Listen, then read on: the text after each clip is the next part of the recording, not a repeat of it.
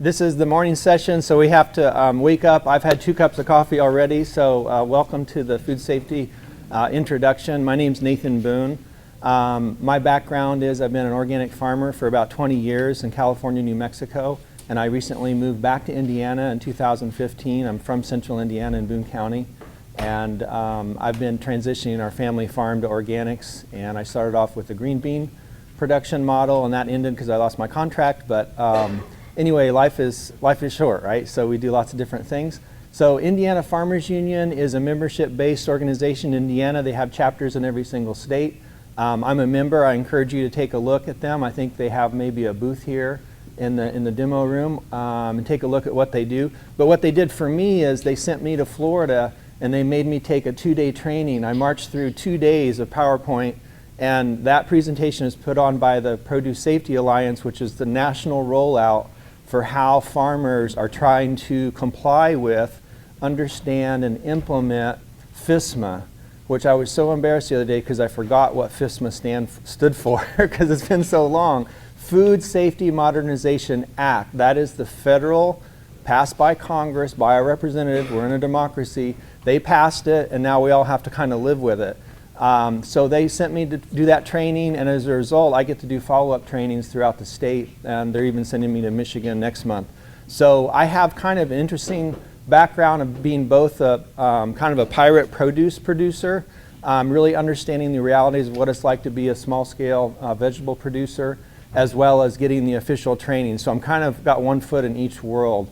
So I think that's kind of what's interesting about trying to train people, not from an academic standpoint.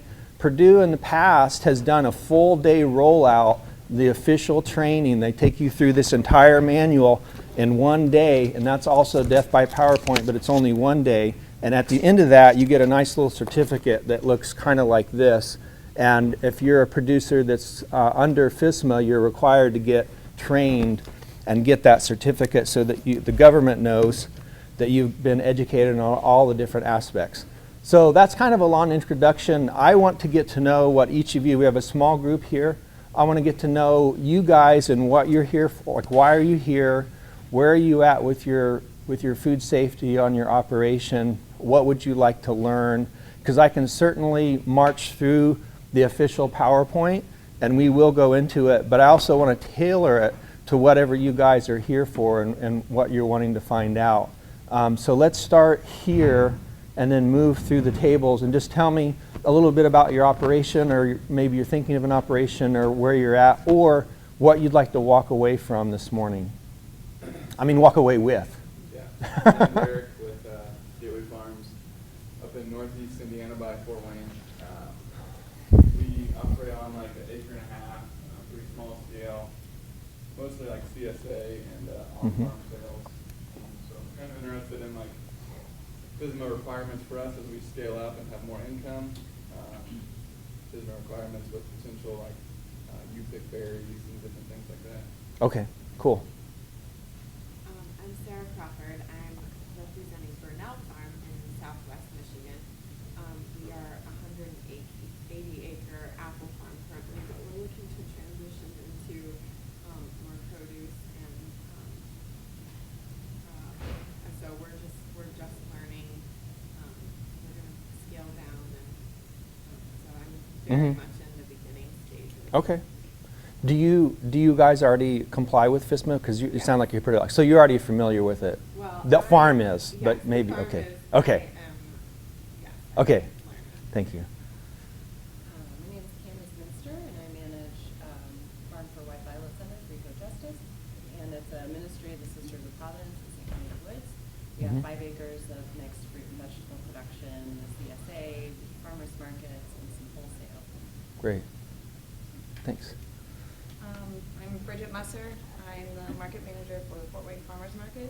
So I'm just kind of trying to learn to see what things I can bring back to our farmers, to see if there's anything new that they haven't learned and what they do want to learn, and just trying to inform myself more so I can be more well-rounded. Great. Thanks so much. Right here. My name is Katie Berry. I'm with Huckleberry Farms, which just became a registered business earlier this week. So very, very beginning, fruit and vegetable produce, expanding into CSA, and then possibly local restaurants. Great. My name's Guy Petty. I'm with Red Park Farms in Morgan County, and we have a small, about 20-acre vegetable, just planted a bunch of fruit trees, and we've done some festivals selling canned goods, and I'm here to try to get a clear understanding, because nobody can really tell me exactly what we have to do to legally sell and shelf life and things like that. Okay, great. My name is Julie Wiedemann, and I'm with Purdue Extension. I'm based in the West Lafayette campus. And Oh, great. Evaluation, and I'm here to learn as much as I can about what's involved with training. Okay, great. I'm Shelley Schrock, the Schrock Family Farm, they do the CSA, farmers market, as well as restaurants and one local grocery store. So just, as we increase revenues, I want to know like what we need to do Sure, to be compliant. sure. John Zirkle, I work for Goshen College and here at the Farm and Learning Center. We have a small education farm and very tiny CSA for the staff that's faculty on campus, Mhm. students. So I'm here to learn more of the things I can teach in summer class. Okay, great, great. Things that apply to us as a small. Thanks.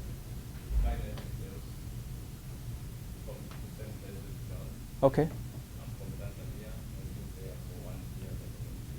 welcome. Great. My name is Tony Schneider, from Batesville, Indiana. I farm 3 acres of vegetables, some indoor mushroom Mhm.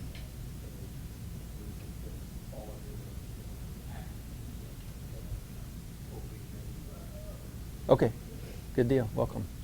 David Sims, heroin makers, do all restaurant sales in the greater Indianapolis area. Looking to start some on farm next year.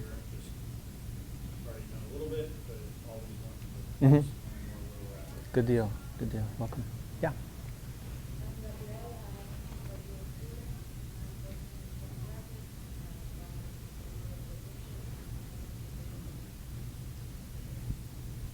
Very good. Okay.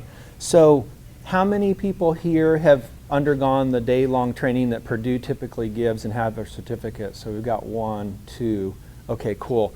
And how many people have started to think about implementing a food safety plan, or kind of have the FSMA rollout has kind of influenced things that you're doing on your own operation? So a couple have.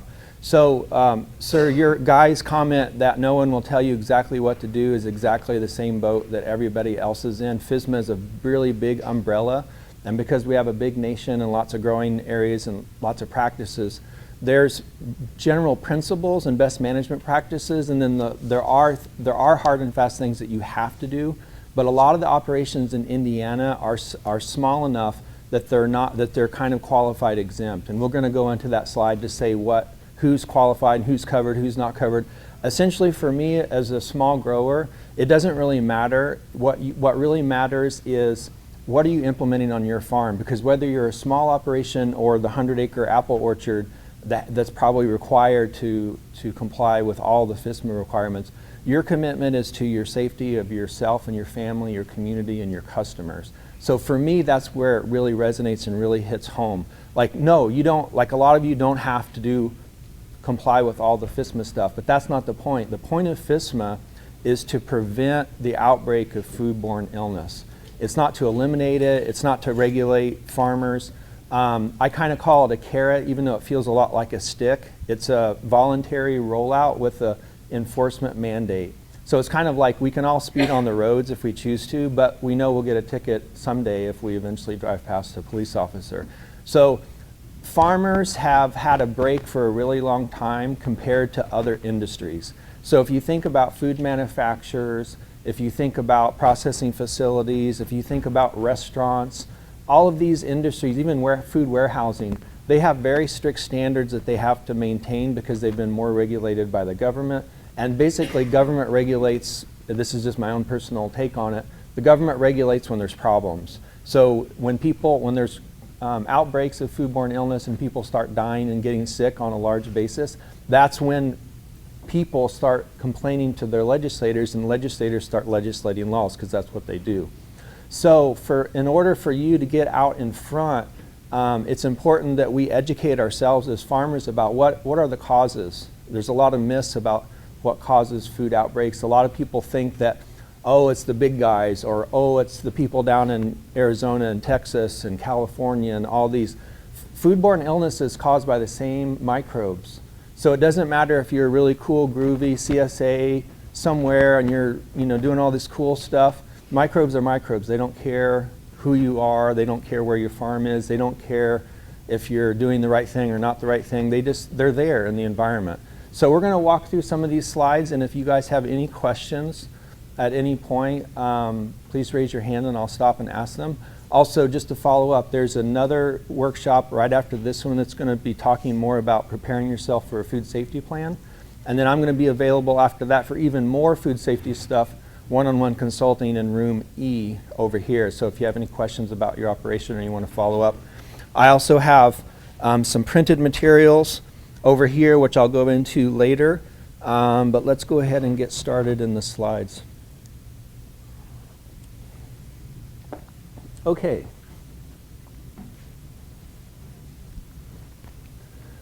So some of the learning objectives today: just have a better understanding of produce safety on your fresh farm.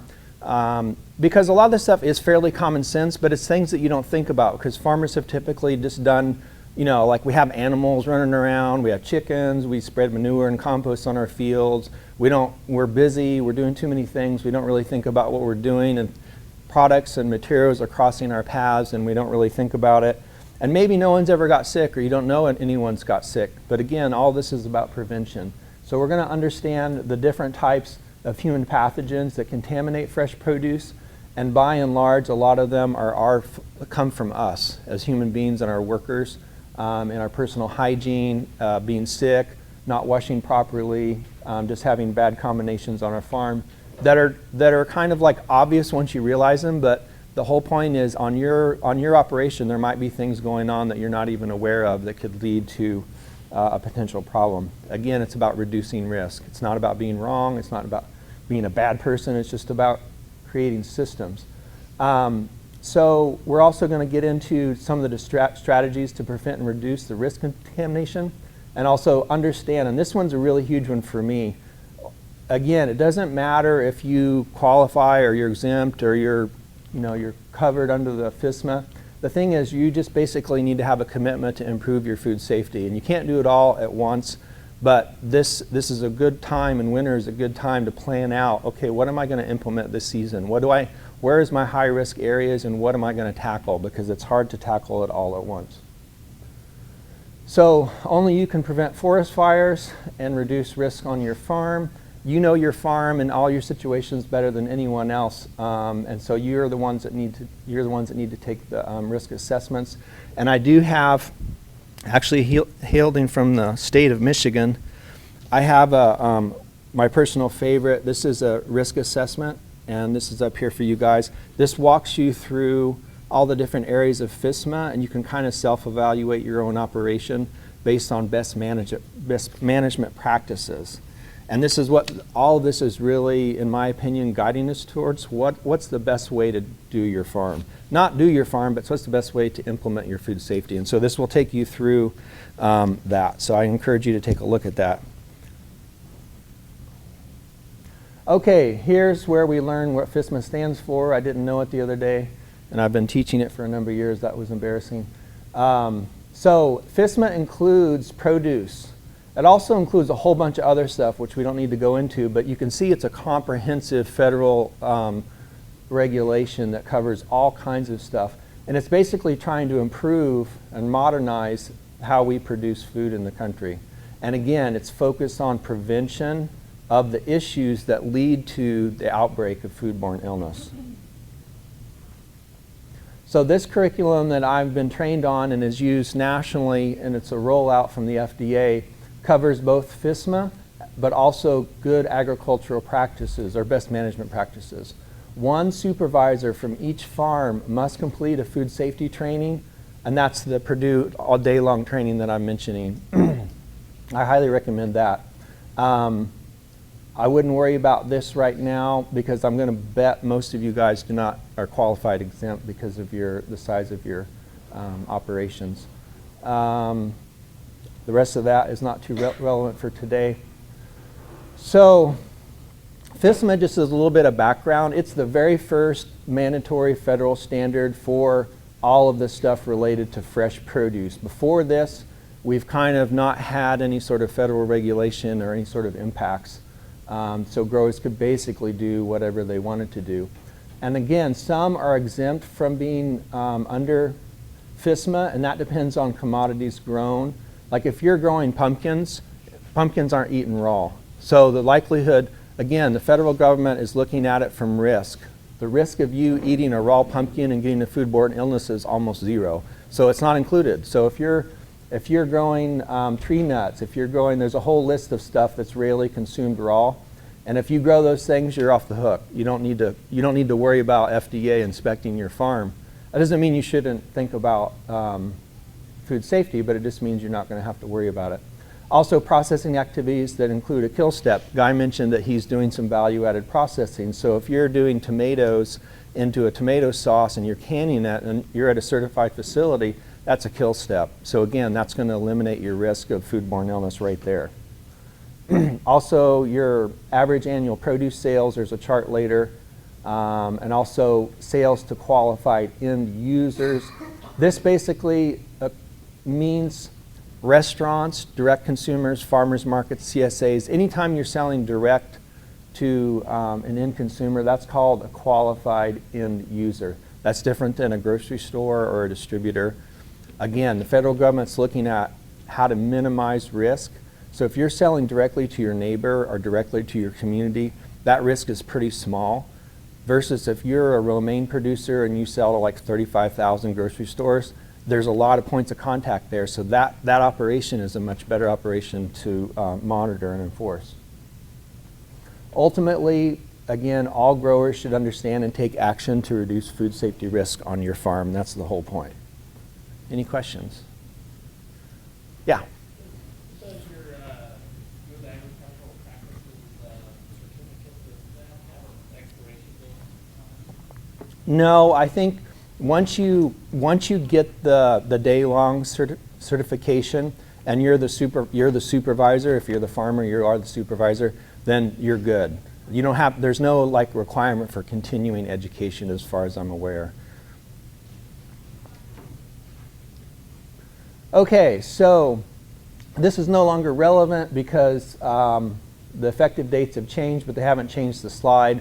Basically, the only thing I want to say about this is that, again, they're targeting the big guys because they impact more people. They have to comply first, and then us that are down here in the small and the very small, we've had more time to comply.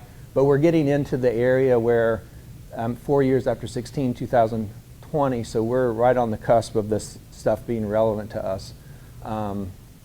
And I've been going to these training for like 10 years. I mean, 10 years ago they were talking about this, so we're finally, it takes a while. We're finally there. So let's talk about the bad guys. So there's good guys and bad guys. We're the good guys. These are the bad guys. These are some of the things that show you the breakdown of what causes outbreaks. So leafy greens and sprouts are about half. Those are the categories that happen, because these are things, if you think about it, these are the things that people are eating raw, and they may or may not be washing it. Even if they're washing it, your leaf green production, it's coming from the field, it's in close contact to the soil, it gets put in a dunk tank, there's all kinds of gunk in there, and then it gets put into a nice plastic bag and sold to your consumer, and they probably take it home and they may or may not wash it. So the vector there, the ability for that to transmit whatever it's been in contact with is super high. And all these other guys are pretty small, but interestingly, melons and tomatoes and, well, berries are pretty high, but these guys are pretty high as well. Melons, part of the reason that they're bad guys is that they're like a sponge. Like cantaloupe has that fibrous mat on its surface. That sucks up moisture. And so if you have a flue or if you have dunk tanks and you're throwing all of your melons in there, that's just literally sucking up that soak water. So anything like the big melon outbreak that happened in Colorado, and is very, very tragic. So I don't know how many people passed away, but there were several, and it infected many, many people in many, many states. And I like to tell this story because it kind of shows that even when you are trying to do the right thing, an unknown vector can come into your operation. So this was a melon operation in Colorado. It was fairly large. It was shipping to about 18 different states, and they had a processing facility and a lot of workers, and they're moving melons, and they're dunking the melons, and it's going through a processing line and getting cleaned. When the FDA went in to try to find where the outbreak was, they didn't find any problems in the building or in the line itself. It basically was a good line. But what had happened was every processing facility has culls and throwouts, like things that they get rid of. And the workers were instructed to put the cull melons into the back of a pickup truck, which then went to a nearby duck farm, and they fed all the old melons to the ducks, and that was cool. Because that's a good thing to do with it, right? So when the truck drove onto the duck farm, the tires hit manure somewhere in the driveway, or there's a manure pile where they dumped the stuff up. Then the truck came back to the melon farm and drove through a puddle in their driveway. Now you have listeria in the puddle. And then workers walked through the puddle with their boots into the packing line, and once you get a microbe in your packing area, it moves all over the place, because you would be amazed. Like if we did that, there's some kind of gel that glows in the dark, and some of these workshops, they have everyone put a little bit on their hand and kind of rub their hands, and then they go all day, and then later at the very end of the day, they turn the lights out and they see where all that gel has moved, and it's basically moved all over your body and all over the surfaces. So imagine that can happen with the microbes. So in this particular case, that's how it moved in. And so, how many of us have critters, dogs, cats, chickens, ducks, peacocks, whatever, running around our farms, and we're moving from one area to the other area. We get the eggs, and then we got to cut the salad mix. I mean, we don't really think about some of these common sense things, but if you were a large processor, you would freak out, because once you learn, about these safe zones, you don't want to cross those lines. So here's more bad guys. Bacteria, Salmonella, E. coli, I can't pronounce that one, Listeria. Viruses, we have some viruses, those are mostly humans, and really some parasites, but not a whole lot. I've had Giardia, I do not recommend it. This guy is too hard to say, but you get the idea. Bacteria, viruses, and parasites, these are the things that cause humans problems. So bacteria in the farm environment, bacteria can multiply both inside and outside of a host. That means that, obviously all of us in our guts have E. coli. Our critters have E. coli. But even once that gets out of us and is hanging around the farm, it can still live and multiply. And that's why we have to be careful about that. They can also multiply really rapidly if they have the right conditions, which means water, food, and the proper temperature. So this is why cooling on your farm is really, really important. So you do such a good job of getting your produce grown, harvested, and then packed.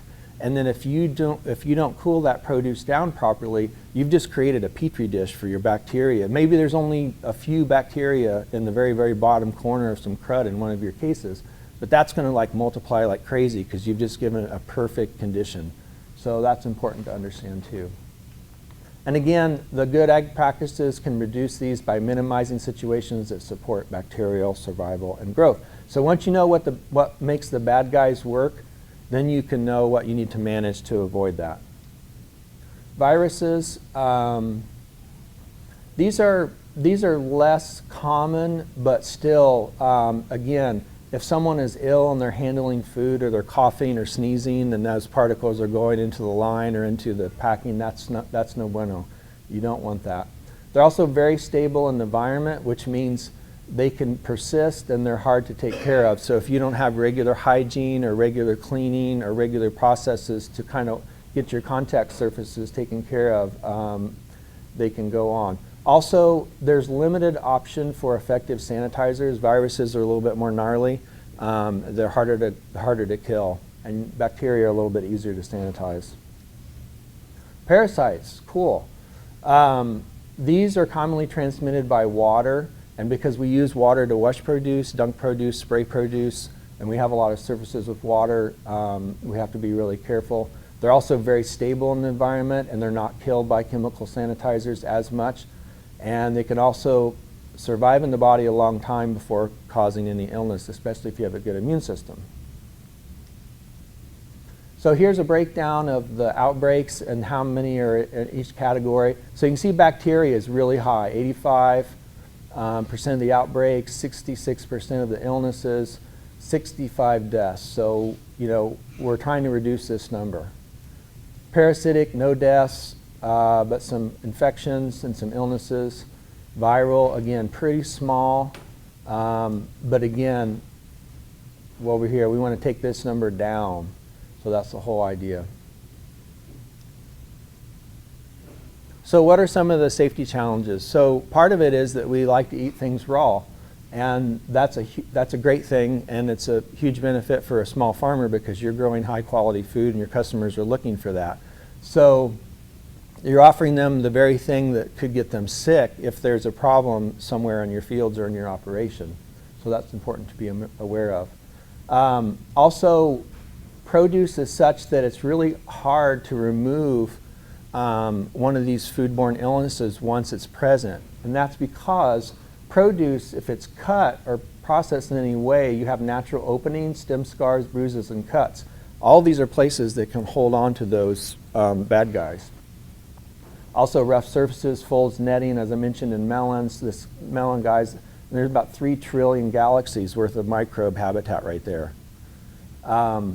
Also, contamination is sporadic, so it's kind of hard to plan on. You can't plan on it. You can't wait for it to happen and you find it. You can never see it. So you have to have overall systems that help you not get them in the first place or to reduce them, rather.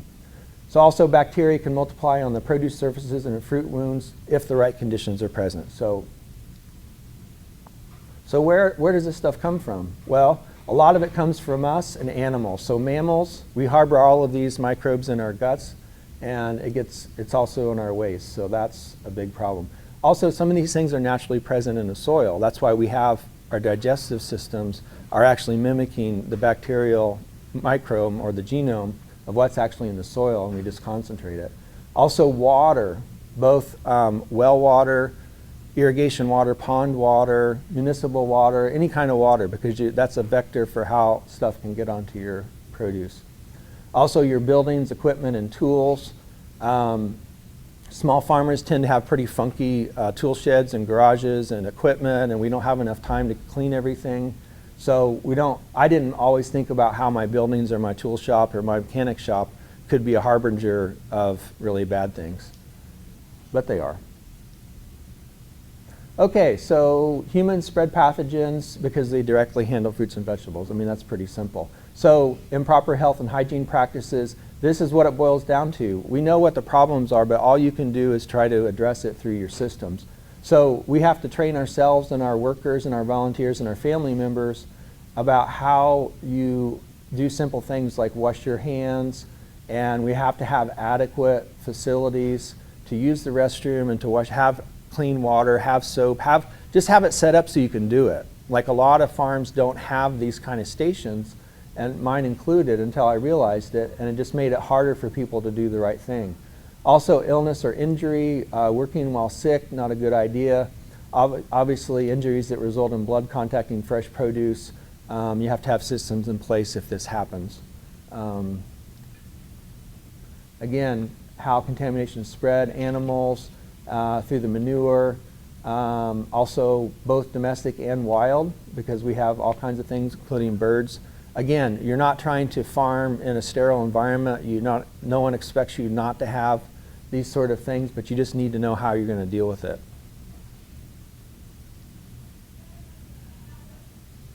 We talked about water. We have production water, which is your irrigation, any sort of things that you're using with the production of that particular crop.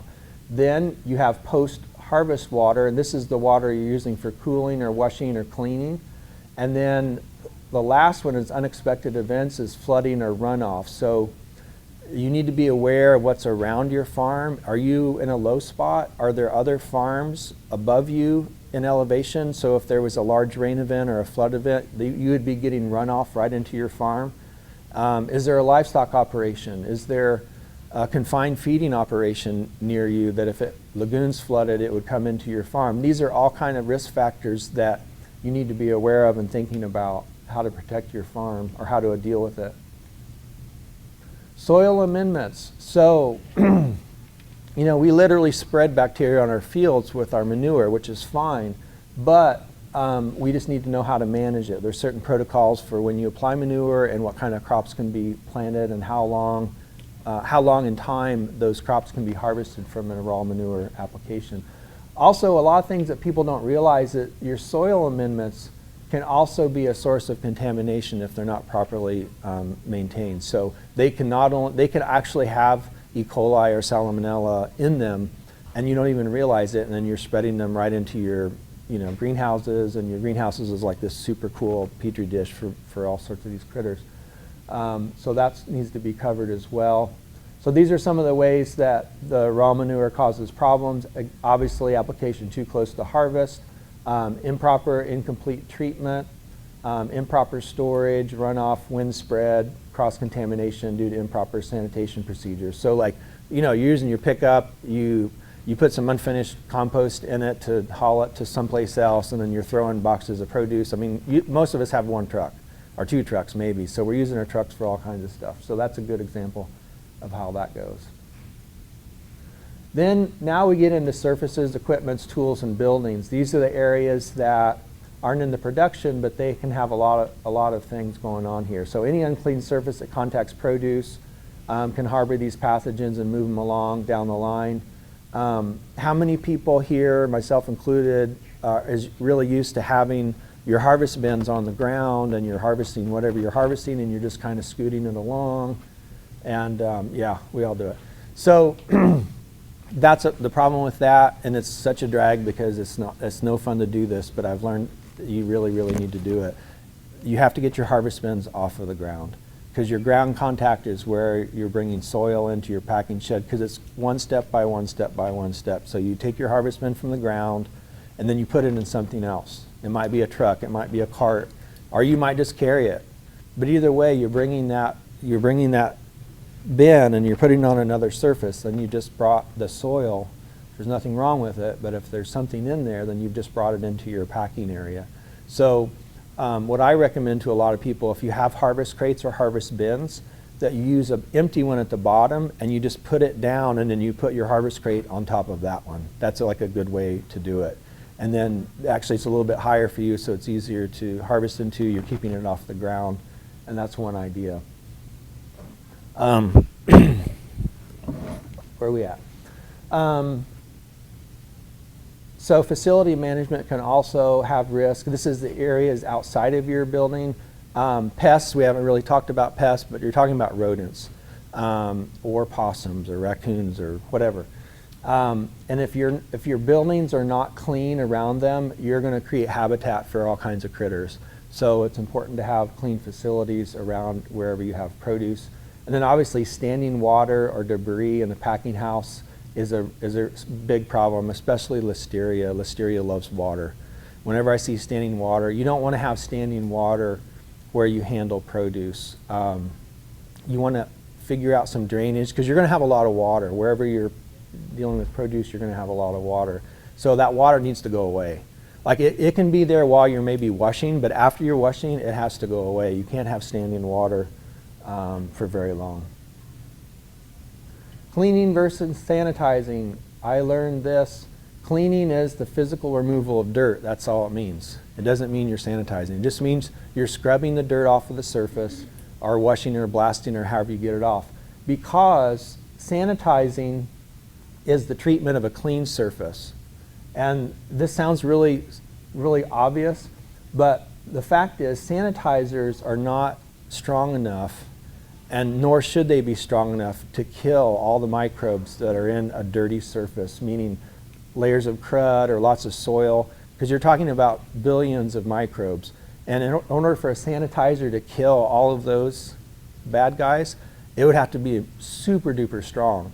And you don't want that next to food, because food, you don't want to have those sort of really toxic chemicals next to your food. So you have to clean first, remove all the dirt from your produce and also from your contact surfaces. Then once it's clean, I mean, it's going to be looking really clean. Then you sanitize it, because the sanitizing can take care of the remaining microbes and actually kill them. But if you try to sanitize a dirty surface, the sanitizer is not designed for that. The concentration is not high enough, and it will not work. So you can't just go into a dirty packing house and just blast it with some sort of chemical and think that you've eliminated your microbes. Okay, so it begins with your commitment, identifying the safety risks on your farm. I'm really recommending that you guys, this is a take home, you can take it home and walk through it. The thing that I like about it, I don't have a slide for this, but it's got the risk question here, so you can read it, and then it's got 3 different categories, and you decide where your farm is. You're either low risk, medium risk, or high risk, and it's got these dark bolded green boxes. That's kind of where you want to live. You want to move or migrate from wherever you are to the low risk box. But these kind of explain what you might be doing on your farm, and you just figure out where you're at. And then you make a little number here and you tabulate them at the end. And it kind of helps for you to organize where you're at, where your hot spots are, or where your high risk areas are. Because again, I mean, this thing's 24 pages. You can't do all this next week. But you do want to self-assess and see where your weak points, where your high risk points, and then you can make a plan of action to take a step towards managing that risk this very next season, or get the help that you need to figure it out for your particular farm. What else is it saying? Support the imitation. Yeah, that's just providing equipment and facilities. So a lot of this stuff is setting up your stations. It's figuring out where your restroom and your hand washing stations are, your adequate drainage, your sources of water. It's just kind of like another layer. You might already have most of the basic pieces, but it's kind of bringing this food safety consciousness and awareness to what you're actually doing. And now that I've gone through this training, I'm a lot more aware of things, like especially hand washing. American men in general, 80% say that they wash their hands after they use the restroom. And women, like, say 86% wash their hands.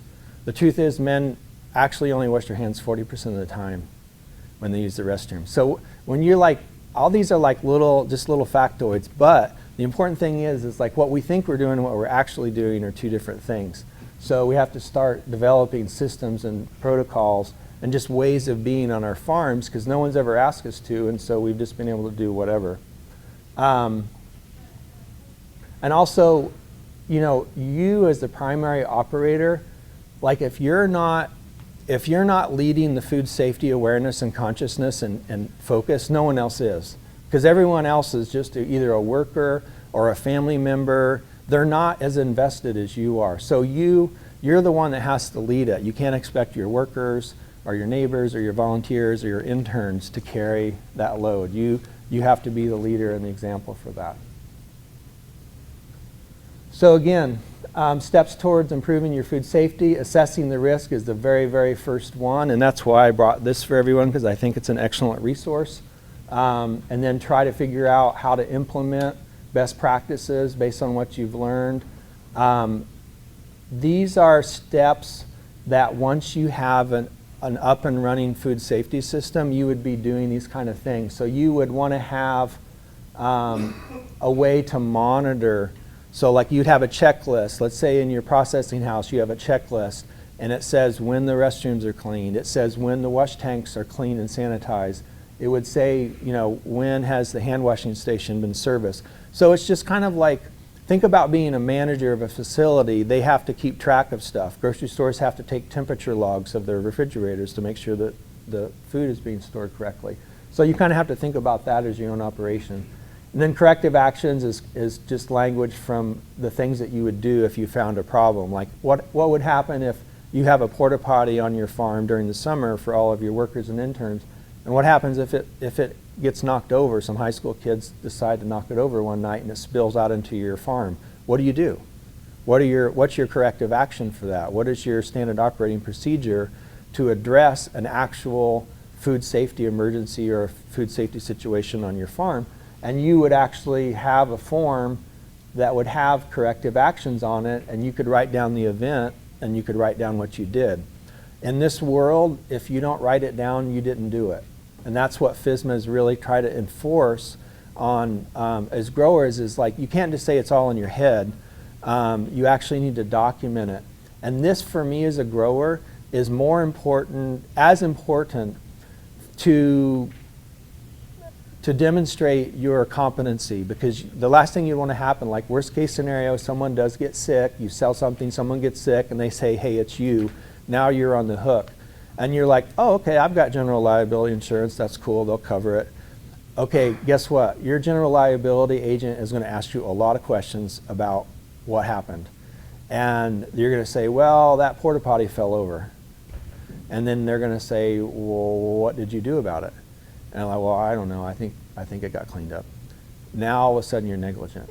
So you have to prove that you do things, and that's the power of this. So not only does the federal regulation ask you to document what you do for food safety, but you have to have the corrective actions as well. And that's actually good for you, because you can show your customers ahead of time that you have a proactive food safety plan, that you're monitoring situations, that you know what's going on in your farm, that you have training for yourself and for your workers on food safety, and you're documenting it on a regular basis, just like every other industry is already required to do. Like when you walk into a grocery store, you don't really think about their food safety because it's in the background and they're doing it. They're required to do it. When you go to a restaurant and you eat a salad or you order a dish, you're assuming in the back of the kitchen back there, wherever that is, that they're all washing their hands and that they're taking care of the trash and that they're sanitizing all their surfaces.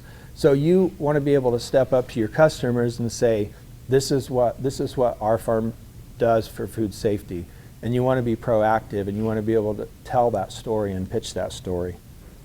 That's just my personal take on it. And I think that's the strong way to go. Rather than waiting for the feds to come fine you, just go ahead and be a leader.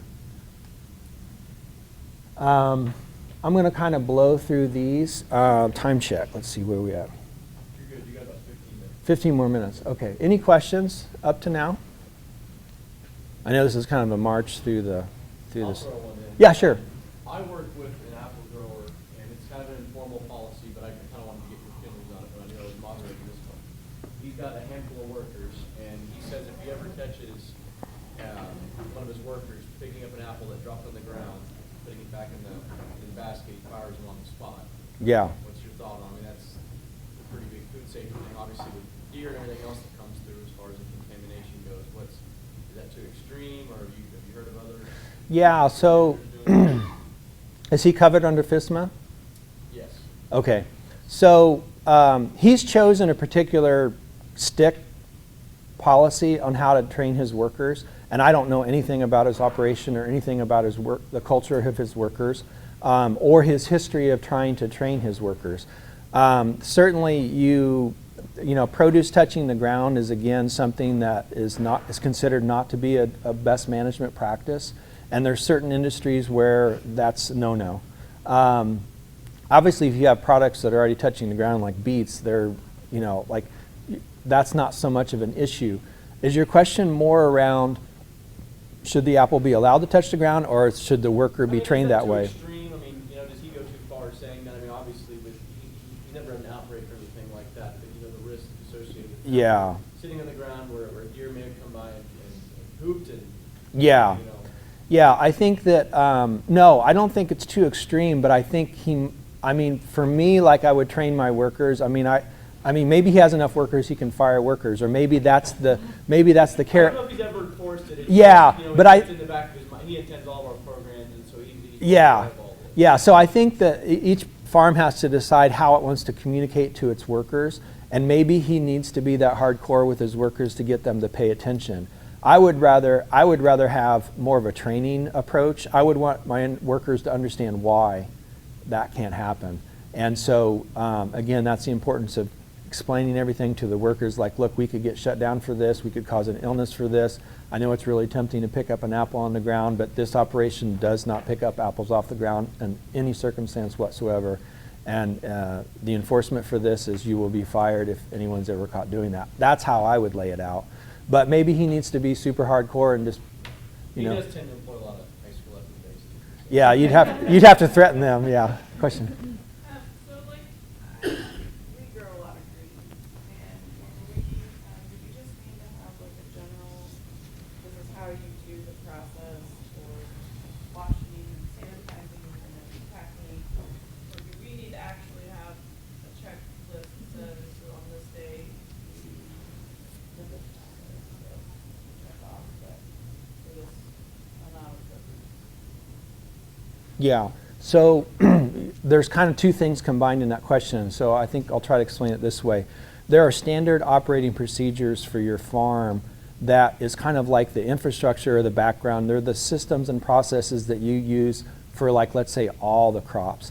And they have to do with, they're not so much about, like, we're going to cut green leaf salad this way and we're going to do this. It's not that micromanagement. It's more about, like, for example, we never apply a manure, 120 days before a crop is harvested. Our harvest bins are off the ground and they're sanitized after every day's harvest. And here's how we do that. Our knives are cleaned and sanitized. Our workers wash their hands before harvest. I mean, it's more about the background than it is about the actual crop itself. Because ideally, you'd be doing all these things for all the different crops. But what I have here, this is my favorite template. And again, there's about, well, I don't know how many, but let's say there's 20 templates on the internet from different universities and different organizations that are a food safety plan template. This is my personal favorite. I've looked at all of them. I know that Organic Valley uses these for all their produce growers. It was developed by Aaron, can't think of her last name, at University of Wisconsin. I like it because it's the most straightforward one. This has standard operating procedures for an entire farm operation. And you can look through these, and I can also get this to you electronically, but it shows you the different systems and the operating procedures for different things. And this is more important than having a particular crop plan. It's more of like, this is your farm, this is how your farm deals with all these areas of risk. Does that help? Can you speak a little bit to like the risks and benefits of doing like buybacks of containers from customers at like a CSA, or if you were putting your veggies in any kind of container that could be repurposed or reused, and buying that back from your customer, the risks that kind of go along with that as far as safety? Yeah, so I think that's a best management practice type question. There's no hard and fast rule in FSMA per se. So there is flexibility for reusing container, but they have to be cleaned and they have to have a liner that would prevent something from coming. Because once you take something from the store, like if you open up a bag of bread, they're not going to put it back on the shelf. I mean, it's done. So a lot of growers reuse produce boxes. I mean, we certainly did, but there's a way in which you do that. So no matter what your question is, there's a way that's a best management practice industry standard that you could follow, that you could look up. And you could also make a determination, is it really worth it? Like, let's say you spend $1,000 on new produce boxes a year versus, okay, you could save $500 by reusing them. Is that really, in your overall world, is that really worth the risk? So that would be a question. I think produce boxes are questionable because there's a lot of funk. Even like an old leaf that gets stuck in the bottom corner, there's always some crud in there, right? I mean, you can blast it out with water, but Can I offer an idea? yeah. This was one that I had read about. Instead of using boxes, they use bags. And when you when they're returned to you, you wash them all, and then you leave them wet. So then when you're putting your produce in, whatever it is, the dampness keeps it sort of cool and moist. We use reusable bags for CSA numbers. However,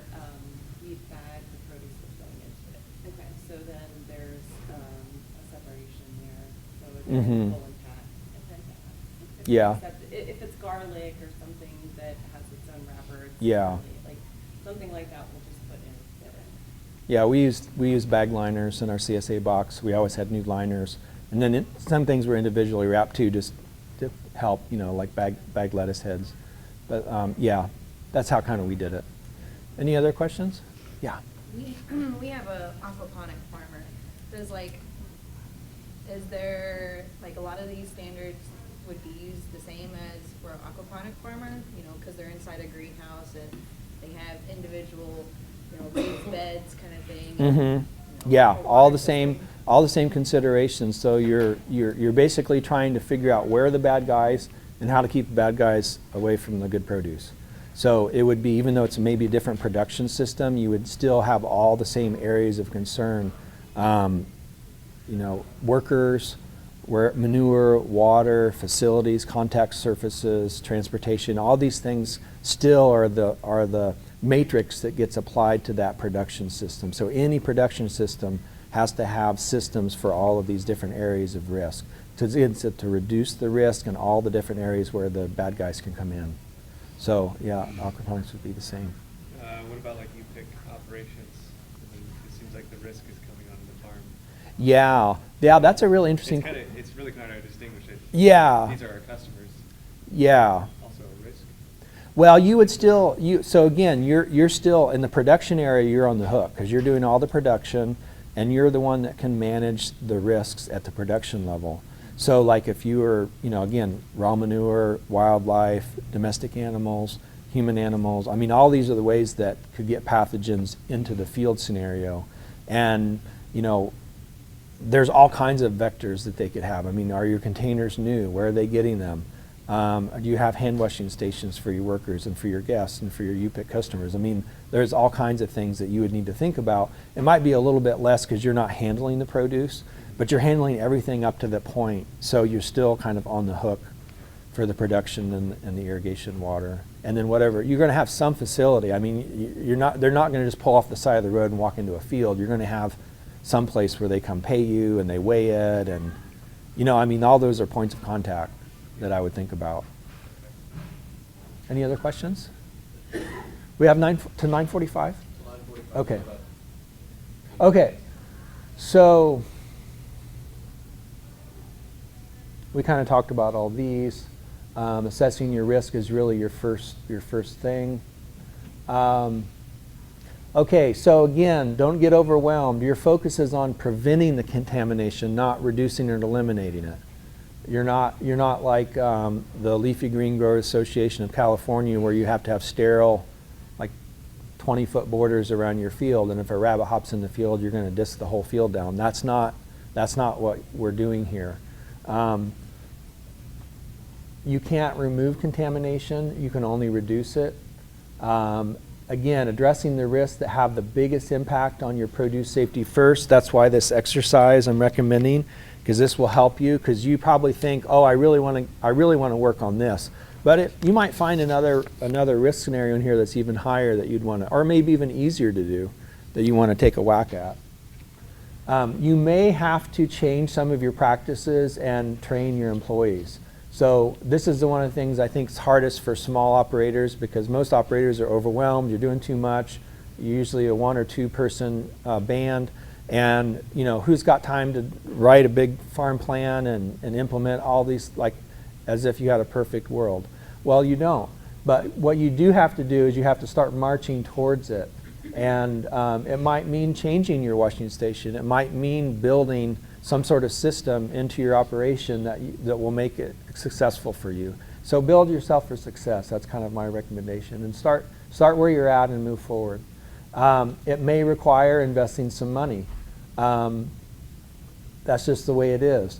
And think about it as a long-term investment. Your customer, you want your customers to be able to come onto your farm and see your operation and say, wow, this is really cool. You don't want them to walk away and say, "Oh my God, I don't know if I want to eat that cantaloupe."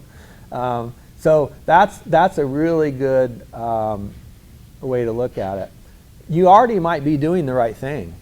You might be like 90% there, But if you don't go through this exercise and kind of look at all the risk areas, you don't really know.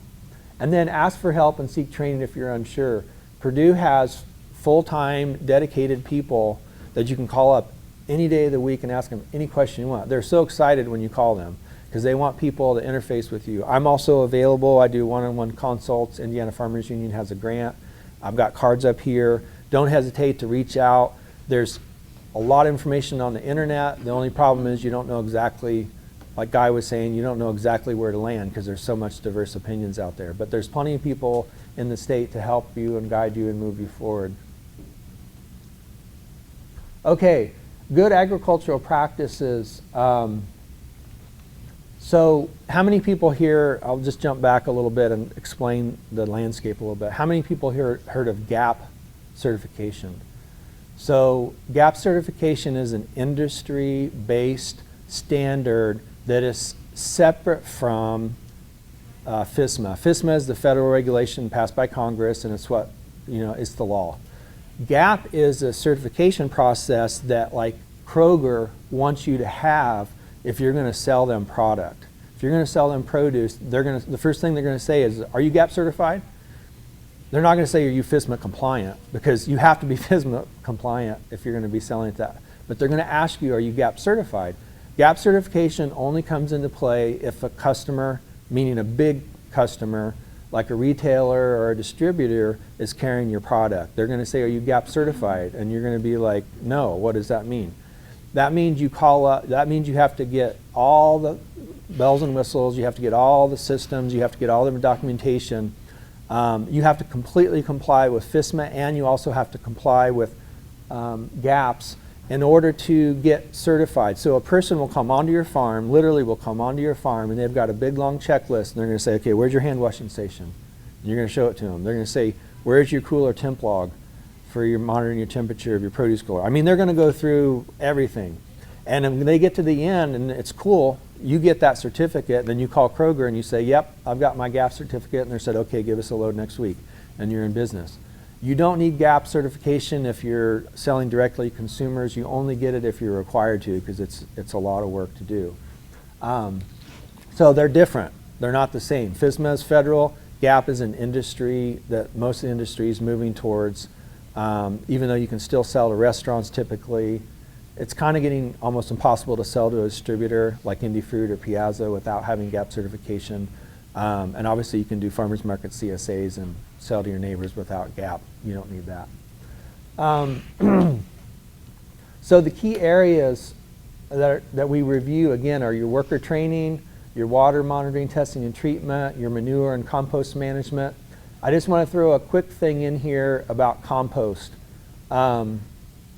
Compost is a very particular scientific process that you have to document.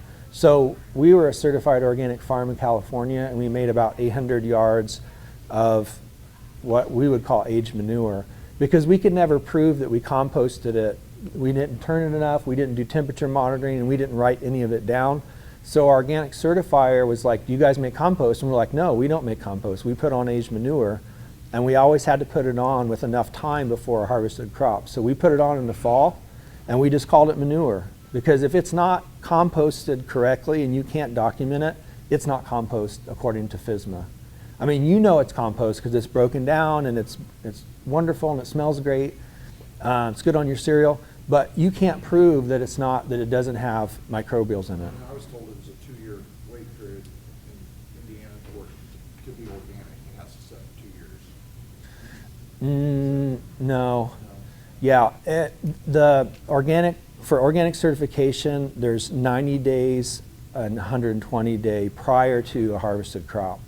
So as far as from being fresh manure to actually, it's actually more of a, my understanding, I could be wrong, but my understanding is it has to go through an accepted procedure, and the accepted procedure is it has to reach a certain temperature, and it has to be turned a certain number of times, and all of that has to be documented for you to prove that that's actually gone through the heating to kill the pathogens, because the point is to kill the pathogens. Sure.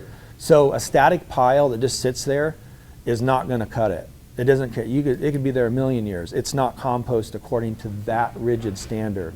But you know that it breaks down. So anyway, I'm just kind of giving you guys a